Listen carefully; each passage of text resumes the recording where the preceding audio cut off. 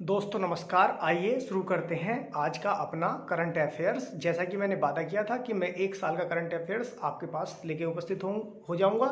और मैं सचिन कुमार आपका फिर से एपीएस एकेडमी आर्य प्राचीन सभ्यता में स्वागत करता हूं। तो आइए, पॉइंटर की तरह से मैंने क्वेश्चनों को सेलेक्ट किया है। 4 विकल्प इसलिए नहीं रखे हैं कि 4 विकल्प में से कभी कभी ऐसा होता है कि हम इतने ध्यान से पढ़ लेते हैं कि जब आंसर हमें लगाना होता है तो हमें चारों में से कन्फ्यूजन पैदा हो जाता है। अब हमें यदि एक प्रश्न का एक ही उत्तर हमारे सामने रहेगा तो 3 में हमें कन्फ्यूजन होगा ही नहीं। कन्फ्यूजन जब होता है जब हम बहुविकल्पीय प्रश्न लिखे रहते हैं और उनके 4 आंसर लिखे रहते हैं और हम उनको 4 को एक साथ पढ़ते हैं तो हमें कभी कभी ये याद नहीं रहता है कि उसका कौन सा सही था। इसलिए अब कन्फ्यूजन का कोई यहाँ पे पॉइंट ही नहीं छोड़ा गया है कि कन्फ्यूजन आपको हो, और सीधा सीधा उसका आंसर आपके सामने उपस्थित है। तो बिना कोई समय कमाए चलिए शुरू करते हैं करंट अफेयर्स 2019-2020। तो पहला प्रश्न है कि वह देश जो भारत को हिल्सा मछली निर्यात करता है, तो वह देश है बांग्लादेश। देखिए, बांग्लादेश ने भारत से ये भी कहा था, बांग्लादेश ने भारत से कि आप यदि हमको प्याज देते रहेंगे तो हम हिल्सा मछली पर प्रतिबंध नहीं लगाएंगे। तो जैसा कि आप जानते हैं कि 2020 में शेख हसीना आई थी अपने भारत में, और उन्होंने ये प्रपोजल रखा था कि आप यदि हमको प्याज निर्यात करते रहेंगे तो हम भी आपको हिल्सा मछली निर्यात करते रहेंगे। तो वह देश जो भारत को हिल्सा मछली निर्यात करता है तो वह बांग्लादेश है। कार्बन उत्सर्जन के मामले में भारत का स्थान है चौथा, और पहले स्थान पर जैसा कि आप जानते हैं कि चीन है, दूसरे पर अमेरिका है, तीसरे पर यूरोपियन कंट्री है, चौथा है भारत। नागा विद्रोहियों के प्रमुख संगठन का नाम इसाक मुइबा है। देखिए, नागा विद्रोहियों का एक संगठन है। नागा विद्रोही जो है नॉर्थ ईस्ट में बहुत ही प्रमुखता से अपनी बातों को मनवाने के लिए सरकार को झुकाता है बार बार, और ये बहुत दिनों से ये विद्रोह चल रहा है। तो इससे प्रश्न बनना लाजमी है। तो वहाँ के प्रमुख जो नागा विद्रोहियों का संगठन है उसका नाम है इसाक मुइबा। वह देश, अगला है वह देश जिसके पास अंतरिक्ष सेना है। तो देखिए, अब अमेरिका एकमात्र ऐसा देश है, USA, United state of America, जिसके पास 6 प्रकार की सेनाएं हैं। थल सेना, जल सेना, वायु सेना के साथ साथ उसके पास अब छठी सेना, अंतरिक्ष सेना को छठी सेना भी कहा जाता है, और उसने 2020 में ही अपनी छठी सेना को लॉन्च कर दिया है। तो वह देश जिसके पास अंतरिक्ष सेना है, इसका उत्तर है यूएसए अर्थात अमेरिका। अगला प्रश्न है 2019 में इंटरनेट की सेवा सबसे ज्यादा आजादी देने वाला देश। इंटरनेट में सबसे ज्यादा आजादी, जैसे कि आप जानते हैं कि भारत का 112वां स्थान है इंटरनेट की आजादी देने के मामले में, तो इसी प्रकार आइसलैंड का प्रथम स्थान है। यह 2019 की रिपोर्ट के द्वारा पता किया गया है। 2019 की रिपोर्ट में छपा था। 2020 के आंकड़े अभी आए नहीं हैं कि 2020 में सबसे ज्यादा आजादी किस देश में दी गई इंटरनेट में। तो 2019 में इंटरनेट पे सबसे ज्यादा आजादी देने वाला देश है आइसलैंड। अगला प्रश्न है गुटनिरपेक्ष संगठन शिखर सम्मेलन 2019 का आयोजन कहाँ किया गया। गुटनिरपेक्ष संगठन, आप जानते हैं, ऐसे देश जो ना अमेरिका के साथ रहे और ना रूस के साथ रहे, तो उस संगठन को गुटनिरपेक्ष संगठन कहा गया था। भले ये सक्रिय है लेकिन इसका कोई अब औचित्य बचा नहीं है, लेकिन फिर भी प्रश्न पूछा जा सकता है क्योंकि इसमें हमारे स्वर्गीय नेहरू जी ने बहुत ही महत्वपूर्ण भूमिका निभाई थी और इसको बनाने में उनका प्रमुख योगदान था। तो इसलिए गुटनिरपेक्ष संगठन शिखर सम्मेलन 2019 का आयोजन कहाँ किया गया है, इसका उत्तर है अजरबैजान की राजधानी बाकू में। अगला प्रश्न है वह देश जिसने 1 जनवरी 2020 को ओपेक की सदस्यता छोड़ दी। तो देखिए, ओपेक जो है ये तेल निर्यातक देशों का एक संगठन है जो तेलों की लगभग पूरे विश्व के 63% तेल का विश्व में निर्यात करता है। तो इक्वाडोर भी इसका एक सदस्य था जिसने 1 जनवरी 2020 को ओपेक की सदस्यता को छोड़ दिया है। अगला प्रश्न है भारत का वह पड़ोसी जिसको FATF अर्थात फाइनेंशियल एक्शन टास्क फोर्स ने ग्रे सूची से बाहर कर दिया है। जब भी ये प्रश्न आपके सामने उपस्थित होता है FATF, तभी आपके दिमाग में पाकिस्तान कौंधने लगता है, लेकिन पाकिस्तान ग्रे सूची में है, उसको बाहर नहीं किया गया है, बल्कि उसको ब्लैक सूची में डालने के लिए भारत कोशिश कर रहा है कि जिससे कि इसको ब्लैक सूची में डलवा दिया जाए। तो वह देश वह भारत का वह पड़ोसी जिसको FATF ने ग्रे सूची से बाहर कर दिया है, इसका सही उत्तर है श्रीलंका। ये पिछले साल अर्थात सन 2019 में FATF ने श्रीलंका को बाहर कर दिया है, बल्कि पाकिस्तान ग्रे सूची में ही अभी बना हुआ है, जिसको बचाने की चीन बार बार कोशिश करता है। तो अगला प्रश्न है 24वीं विश्व ऊर्जा कांग्रेस कहाँ आयोजित की गई? तो 24वीं विश्व ऊर्जा कांग्रेस आयोजित की गई अबू धाबी में। इससे अगला प्रश्न है इकोनॉमिस्ट इंटेलिजेंस यूनिट की सूची में प्रथम स्थान पाने वाला शहर, तो यह है वियना। विश्व का सबसे सुरक्षित शहर है टोक्यो। मैंने डायरेक्ट इनके उत्तर आपको इसलिए बताए हैं ताकि आपको कोई कंफ्यूजन ना हो। अगर मैं 4 विकल्प में से एक विकल्प सही होने वाले प्रश्न 4 विकल्पों में बांट के करता तो उससे आपका समय भी खर्च होता और उसमें से आपको फिर कभी कभी कन्फ्यूजन हो जाता है। इसलिए आप पॉइंटर की तरह से ही याद कीजिए और इनमें अगर कोई चीज़ आपको बीच में पूछना हो तो आप कमेंट बॉक्स के माध्यम से पूछ सकते हैं, मैं उसको उसमें आपको विशेष जानकारी उसके बारे में प्रदान कर दूंगा। आइए अगला प्रश्न है अपना, अंतर्राष्ट्रीय सौर गठबंधन में कितने देश शामिल हैं? देखिए ये भारत की पहल पर एक सौर गठबंधन बनाया गया था, क्योंकि जो भी भूमध्य सागरीय भूमध्य कर्क रेखा और मकर रेखा के बीच में रहने वाले जितने भी देश हैं उनमें सूरज लगातार साल भर लगातार चमकता है, तो उनमें सूर्य के प्रकाश की कोई कमी नहीं है और इसीलिए सूर्य के प्रकाश से ऊर्जा बनाने की जो शुरुआत है वो भारत ने जिसकी पहल की उसमें अब 76 देश शामिल हो गए हैं। तो हमारा प्रश्न है कि अंतर्राष्ट्रीय सौर गठबंधन में कितने देश शामिल हैं? तो अब 76 देश हो गए हैं। ऐसा नहीं है कि इसमें केवल भारत के अड़ोसी पड़ोसी या कर्क रेखा या मकर रेखा के बीच में जो देश शामिल हैं वही हैं, अलग इसमें यूरोपियन कंट्री भी कई सारी शामिल हुई हैं। तो प्रश्न ये आएगा कि अंतर्राष्ट्रीय सौर गठबंधन में कितने देश शामिल हैं? तो अब 76 देश शामिल हो चुके हैं, उसमें 76 देश शामिल हो चुके हैं। अगला प्रश्न है ब्रिटेन में भारत मूल की पहली गृह मंत्री, तो ये आप जानते ही होंगे, आपको याद ही आ गया होगा, प्रीति पटेल, जो कि काफ़ी सुर्खियों में भी बनी रही थी। और पहले गृह मंत्री सुनक थे, ऋषि सुनक, तो वो काफ़ी पहले बने थे, तो इसलिए वो प्रश्न तो शायद अब ना आए। लेकिन ब्रिटेन में भारत मूल की पहली गृह मंत्री भारत मूल की पहली गृह मंत्री प्रीति पटेल हैं। अगला प्रश्न है IMD के अनुसार विश्व प्रतिस्पर्धा रैंकिंग 2019 में भारत ने कौन सा स्थान प्राप्त किया? तो भारत ने 43वां स्थान प्राप्त किया। अगला प्रश्न है विश्व के सर्वोत्तम शिक्षण संस्थानों में स्थान पाने वाले देश के 3 संस्थानों व उनकी रैंकिंग क्या है? तो पहला संस्थान देखिए 152 रैंक आई है बॉम्बे IIT बॉम्बे की। मतलब कहने का ये है, अगर एक तरह से मैं देखूं तो टॉप 100 में या टॉप 100 में भारत का कोई भी स्थान नहीं है, बल्कि 150 संस्थानों में प्रथम भारत का कोई भी स्थान नहीं है।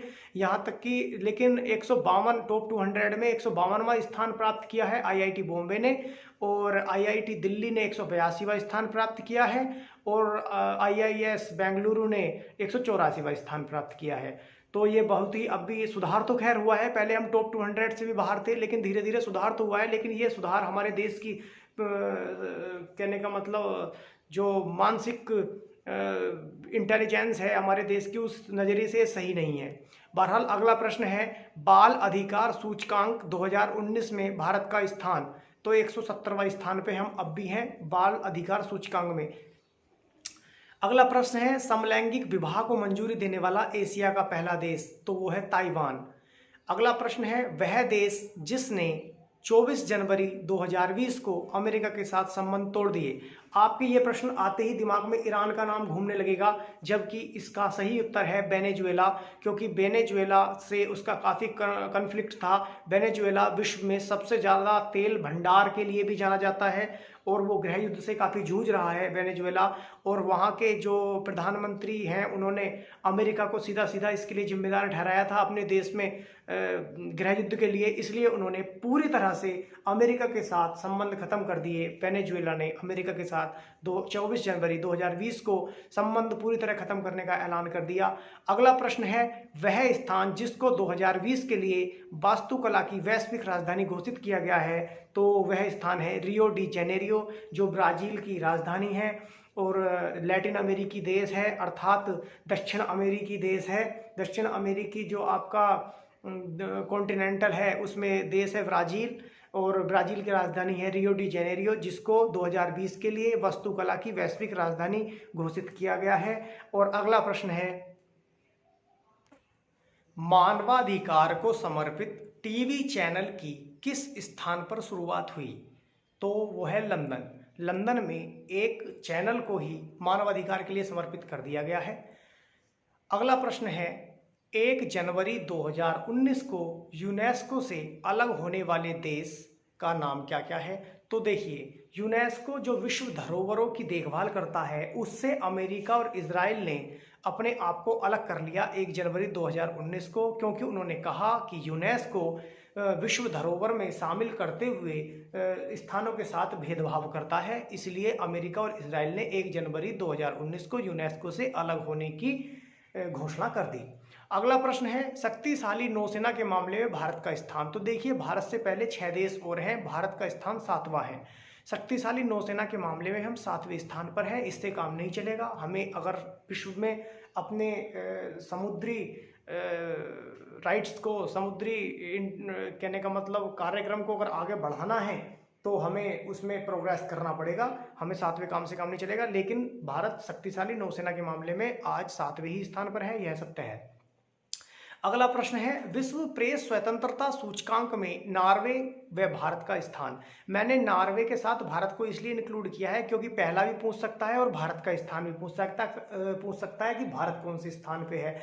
तो प्रेस स्वतंत्रता सूचकांक में मतलब प्रेस को सबसे ज़्यादा स्वतंत्रता नार्वे में प्रदान की जाती है और भारत में 140वां स्थान है प्रेस को स्वतंत्रता प्रदान की जाने के मामले में। अब आप सोच सकते हैं कि भारत को 140वां स्थान है प्रेस स्वतंत्रता सूचकांक में, फिर भी यहाँ पर किस तरह से टीवी चैनल हबड़ तबड़ मचाते हैं। अगर प्रथम स्थान दे दिया जाए तो भारत जैसे देश का क्या हाल करेंगे यहाँ के टीवी चैनल। अगला प्रश्न है, पहली 2+2 बैठक अर्थात 2+2 बैठक भारत ने किस देश के साथ की थी? तो देखिए, 2+2 बैठक सबसे पहली जापान के साथ की थी और दूसरी अमेरिका के साथ की थी। तो दूसरी इसलिए नहीं पूछेगा क्योंकि उसके बाद फिर से जापान और फिर से अमेरिका के साथ हो चुकी है। तो पहली बैठक पूछेगा कि पहली बैठक 2+2 बैठक भारत ने किस देश के साथ की थी? तो वह नाम है जापान। वह देश जिसने 5 जून 2019 को भारत का जीएसपी दर्जा खत्म कर दिया। तो देखिए, जीएसपी दर्जा अगर हम किसी देश को देते हैं या कोई देश हमें देता है तो उससे हमें उस देश में व्यापार करने की छूट प्रदान हो जाती है, छूट मिल जाती है। लेकिन अमेरिका ने यह कहते हुए जीएसपी दर्जा भारत का ख़त्म कर दिया कि हमारा जो व्यापार घाटा है वो बढ़ता चला जा रहा है या वो भारत के पक्ष में झुका हुआ है, भारत अमेरिका का व्यापार। तो इसलिए अमेरिका ने 5 जून 2019 को भारत का जीएसपी दर्जा खत्म कर दिया। अगला प्रश्न है, वह संगठन जिसमें शामिल होने से 4 नवंबर 2019 को भारत ने मना कर दिया। तो भारत ने देखिए RCEP में शामिल होने से मना कर दिया, जिसकी बैंकॉक में एक बैठक हुई थी। आपको याद होगा कि वहां पर अगर मोदी जी उसमें यस कर देते या भारत उसमें शामिल हो जाता तो उसमें चीन के साथ हमारा व्यापारिक घाटा और बढ़ जाता। क्यों बढ़ जाता? क्योंकि ये जो संगठन, ये जो संधि थी, ये फ्री ट्रेड की छूट प्रदान कर देती, जिससे कि चीन के मालों से हमारा बाजार डंप कर जाता और हमारे देश के MSME अर्थात छोटे कारोबारी और मझोले कारोबारियों का काम खत्म हो जाता, उनकी कंपनियां डूब जाती, उनको बहुत नुकसान होता। देश में कहने का मतलब निर्यात और आयात पे इसका काफ़ी ज़्यादा असर पड़ता, देश की GDP पे इस पे काफ़ी असर पड़ता। तो इसलिए 4 नवंबर 2019 को भारत ने सीधा कह दिया कि मेरे देश की जनता ने मुझको चुना है, उनकी जिम्मेदारियां मुझ पे हैं, मैं किसी भी शक्ति या किसी भी मनोगुहार के आगे नहीं झुक सकता, क्योंकि मुझे अपने देश का भविष्य भी तो सुरक्षित करना है। अगला प्रश्न है, वन रिपोर्ट 2019 के अनुसार भारत की कितने प्रतिशत भूमि पर वन है? देखिए, प्रश्न पूछा जा चुका है कई परीक्षाओं में और हो सकता है कि फिर से पूछा जाए। तो भारत की 24.56% भूमि पर वन है। यह प्रश्न आपको याद होना चाहिए। अगला प्रश्न है, भारत का वह स्थान जहां जून 2019 में चमकी बुखार ने तबाही मचाई। देखिए, मुजफ्फरपुर उस स्थान का नाम है और चमकी बुखार ने काफ़ी गोरखपुर वगैरह में भी अपना असर दिखाया था, जिस पे काफ़ी राजनीति भारत में हुई थी। भारत में तो छोटी छोटी चीज़ों पर भी हर चीज़ पर राजनीति होती ही है। तो वह स्थान जहां जून 2019 में चमकी बुखार ने तबाही मचाई। देखिए, चमकी बुखार बहुत ही खतरनाक बीमारी है जिसका कोई इलाज नहीं है। यह बुढ़े और बच्चों में अक्सर होती है। 12 साल से कम उम्र के बच्चे यदि खाली पेट लीची खाते हैं तो उनको इस बीमारी को होने के चांस 90% तक हो जाते हैं। यह एक मानसिक बुखार की तरह से होता है, मानसिक बुखार होता है, मतलब कि इसका कोई इलाज नहीं है। तो आप इस चीज़ का ध्यान रखें कि चमकी बुखार ने मुजफ्फरपुर में तबाही मचाई थी, और खाली पेट लीची भी ना खाएं।